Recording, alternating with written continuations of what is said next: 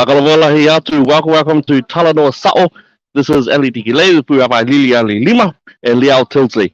So we're here after the event, and I just want to have a quick say hi before we get into what we're here to have a bit of a chat about.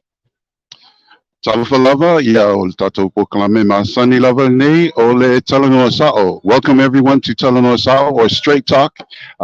We'd like to just give you guys a little bit of a perspective on what took place earlier today. Hello everybody, nice to be with the guys here today. And yeah, we've got a lot to discuss, and hope you stay with us as we discuss the events for today. So awesome. So yeah, we're here. We've gotten out of what happened in Aotea Square in Auckland, and we've decided to come here, have a bit of a chill out, have a bit of a feed, and we just wanted to have a bit of a discussion about what happened, what we saw, and what went on. So thank you so much for you guys who are in the comments. We can see your comments all in there, and everything's in there. Absolutely wonderful. Please let us know how you're thinking, and we can bring you into the Talanoa as well, because we, as you know, we do love to have you in there to have a chat and all that sort of stuff. So we were there, and I can tell you that the environment was very hostile towards anyone who was deemed to be pro-life. We were very honoured to be there. Guys, Liao, what was your outlook? How do you feel about the crowd? What was your take from today? Yeah, I was thinking, I did the live and you guys were all part of it. I felt really sorry actually for the people there. They seem really angry, and I look at them and I think there were many young people, and I just think this is our future generations where they're standing here, being completely selfish about what their future is going to look like, and my heart just went out to them. I really had compassion towards them, because there's nothing more fulfilling than being a mother. There's nothing like it. I tried to explain it to one of the girls there. There's nothing like it, having a fulfilling, being able to protect something that's inside of you, that is your own, as a separate DNA. These are the kind of things in my heart. I just felt so much compassion with them. Well said. Can you repeat your question, please? Yeah. So just looking at how you found today went, your perspective of how it went, any interesting things that came out, any patterns of behaviour, or how was today for you, Fuiabai? Thank you for that. It's really interesting because I really can't understand these people, because, during the time when Roe v. Wade was going on, they kept saying, you got to obey the law. The law is Roe v. Wade. And now Roe v. Wade has been overturned, and they're still out there protesting, and they don't think about what it was that they said before. So, bunch of hypocrites. When I look at the science, they're always saying trust the science, right? But are you talking about political science? Because if that's what it is, then, that's probably what they're talking about. Because if you talk about science, people are able to hear that there's two heartbeats in a person, which tells you that there are two people there. It's the individual who has the body, and then inside of their womb is another person. And that person has a right to live just like they do. So, I was just very happy to be able to express my opinion, and thank you very much. Awesome. So yeah, for myself, we were there. I did have a very strong passionate moment. So we did have a bit of fun there, and that's some elements there. Thank you. And so you might even see that on the news. He got very passionate, very passionate. So sorry, guys. Sorry for you. If there's any kids in the room when they show that clip of me, there was a time when I was surrounded by the so-called pro-choice people, and they were kind of getting a little bit excited, and so I had to get excited back. So I think I got a little bit too excited. Anyway. Awesome. But I think what was really good was the fact that we were there just to present that, partially there to talk about, be the pro-life sort of representation there, or one of them, but also we were there to see if we could gain some sort of discussion and some sort of topics in there. I did notice that the vast majority, almost the entirety of the crowd, were very much of that tertiary education age. That's right. Very much about that tertiary education. Or they were ones who you would expect to be very, very strongly on the left in terms of their type of thinking and their style there. I also saw lots of dyed hair. Oh, yeah. I'm not sure how that runs with the, the greeny stuff because, there are lots of dyed hair. I'm not sure if they were planet saving anyway. So there was a lot of anger, and I would say there's a difference between anger, which is sort of a rightful type of anger, one where your actual rights have been taken away and you as an individual have been taken away. But this one did seem to be quite a vicious form of ideological positioning, which is we stay on this side and everyone else can go to hell. And I think we're going to put up the videos and the pictures, but a lot of it was white people were in there, heteronormative people were the signs really were quite strong against white males, the patriarchy, against Christians, and I say against, I don't say that they were making a start saying, hey, we view abortion as a right, you're taking away from us. It wasn't that. There was a very strong attack on if you were male, if you were Christian, if you were white, if you were anything outside of what they viewed. And I think that was actually really, really, really interesting. Do you know, I was surrounded by these folks and they were saying, you are a man, kind of trying to tell me that I didn't understand anything about abortion because I didn't understand what the female experience was like. And they say, you don't understand because you're a male.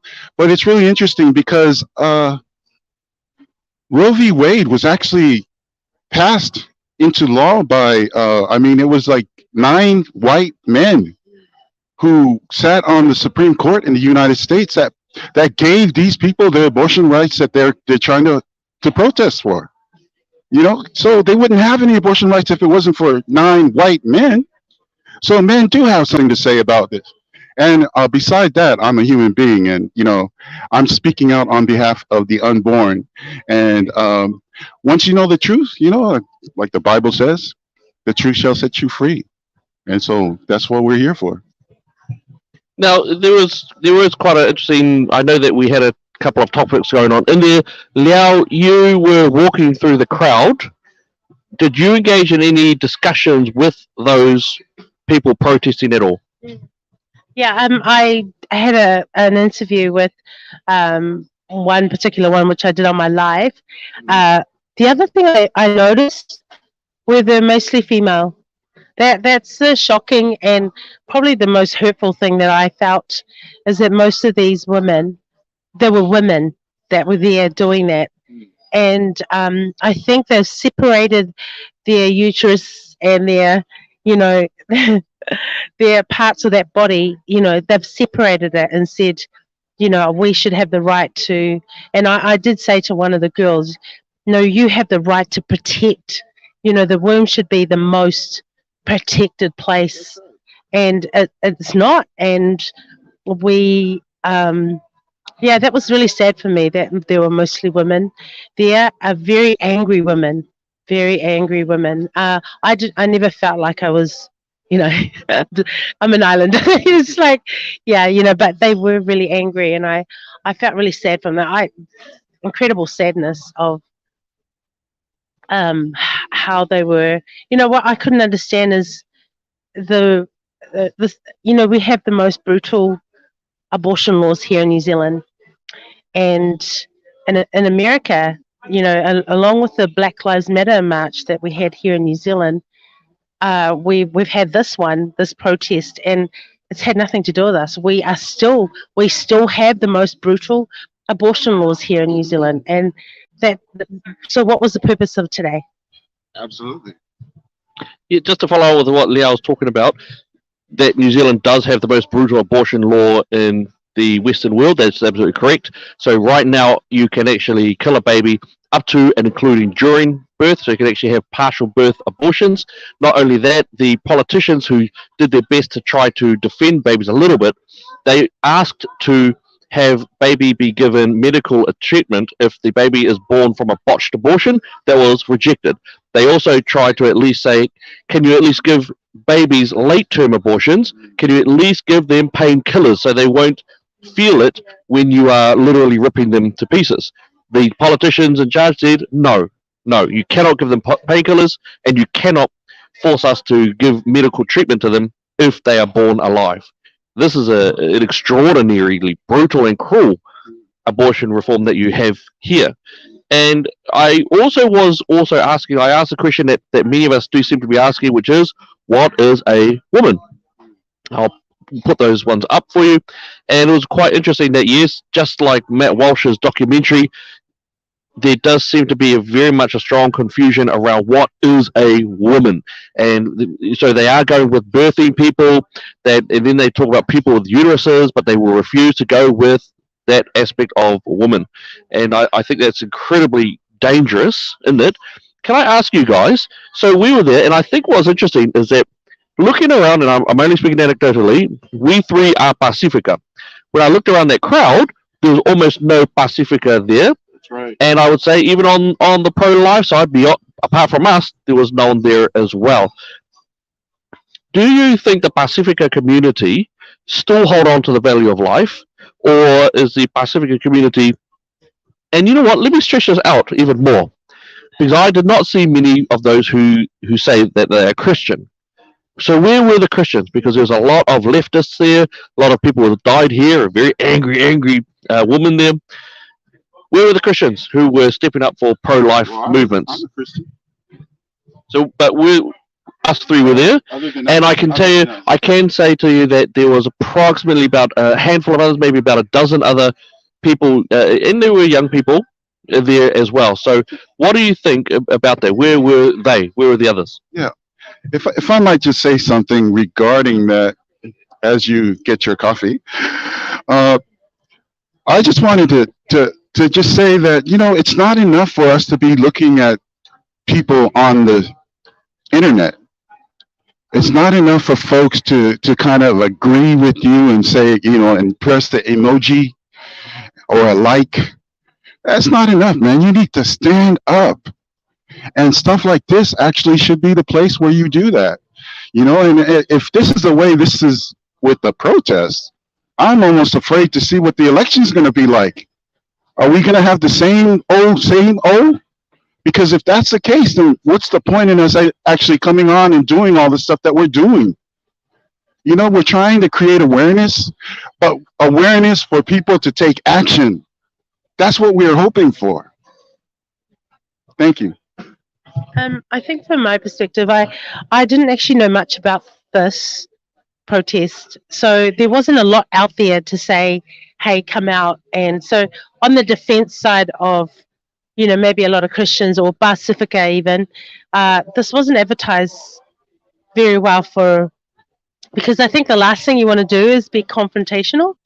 And I feel like if people are standing up against something, rather than creating a protest where you're like, okay, I'm in control of this is our protest, to actually stand against one that has been done, I think that's even harder for people. I feel they don't know how to stand up for themselves. You may have all the training your whole life and still not be able to have the courage to be able to stand and go, this is wrong. This is wrong. And so, you know what I mean? So I'm not trying to defend the church, but I am saying that it's very difficult because what kind of training do we have? You know, besides the Sunday morning maybe encouragement, you know, what kind of training do we need to start training? Do we need to start a training ourselves? Because this is becoming harder and harder. It's not going to get any easier. No, it's not.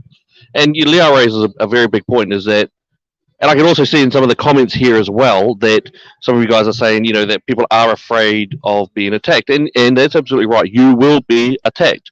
Fuawa stood up, he got really, really passionate, and he was being attacked. And they had a whole bunch around him just yelling, screaming at him, a whole bunch of slurs going on in there and everything like that.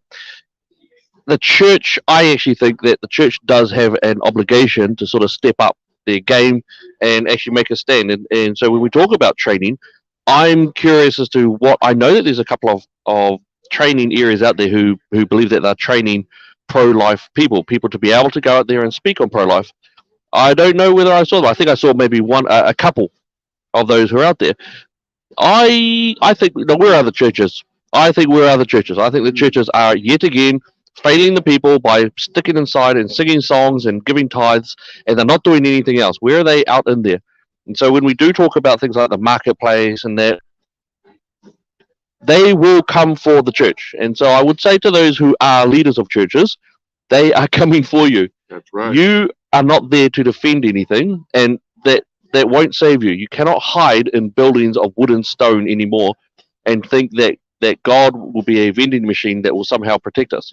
It just can't be that way. We must engage in the world that we have and then have the fight in that environment.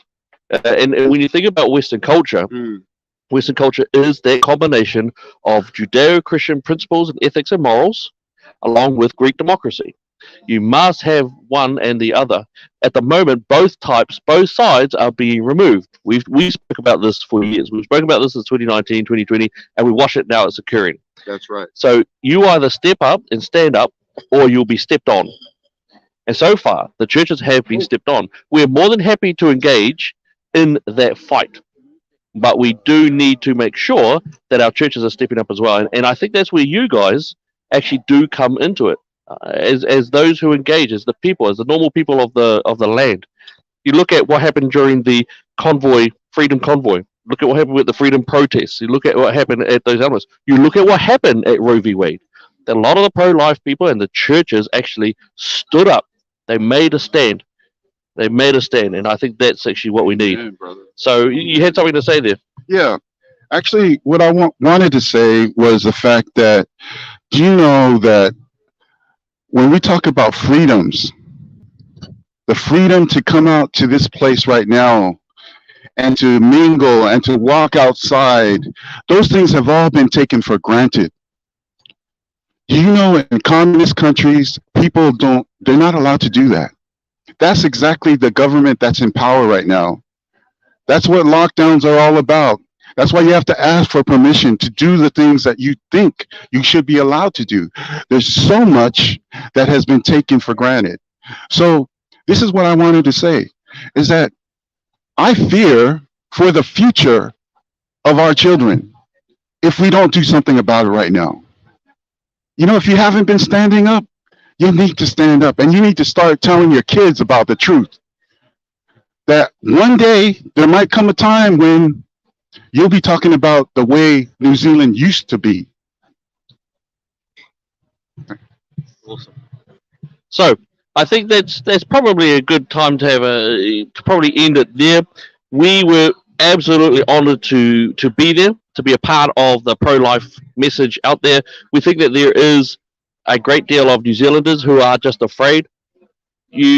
I think that you can abandon that fear aspect. I really do. I think many of us already are not afraid of a lot of what the government has already been doing to us.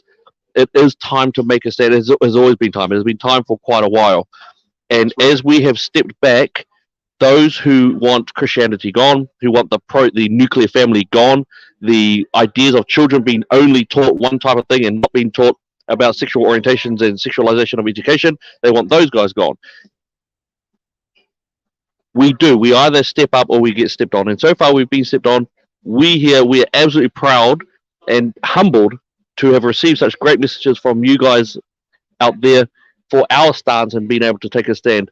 So we'll continue making sure that the truth is out there. We'll keep on making sure that the talk is straight and straight up. And yeah, anything that we can do to make sure that New Zealand is a good place, we'll do it. So any last comments there that you guys have? Yeah, I just want to say, like, you know, with the Daily Examiner and Talanoa Sa'o, we do volunteer most of what we do here. And, you know, if you have it in your heart, if it's laid on your heart to, you know, donate to the Daily Examiner or Talanoa Sa'o, we would really appreciate that. You know, we love what we're doing, but as you know, things need to be funded, and I'm not giving you any guilt trips.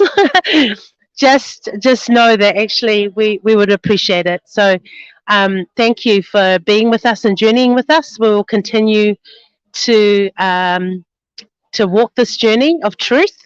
And I just want to say hi to my son. He just said hi. Hi, my son. I love you.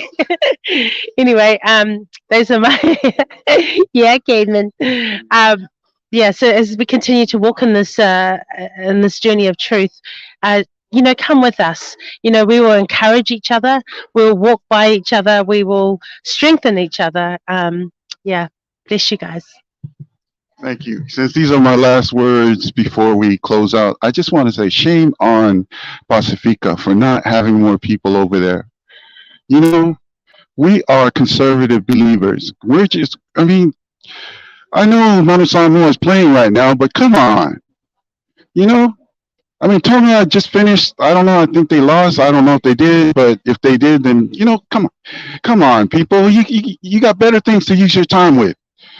You know, so all I'm trying to say is we need people to come out and stand up, and this is for you. This is for your kids. This is for their future, and this is for the future of our country. So come on, let's do it together. We're one team. This lady said something about the team of how many?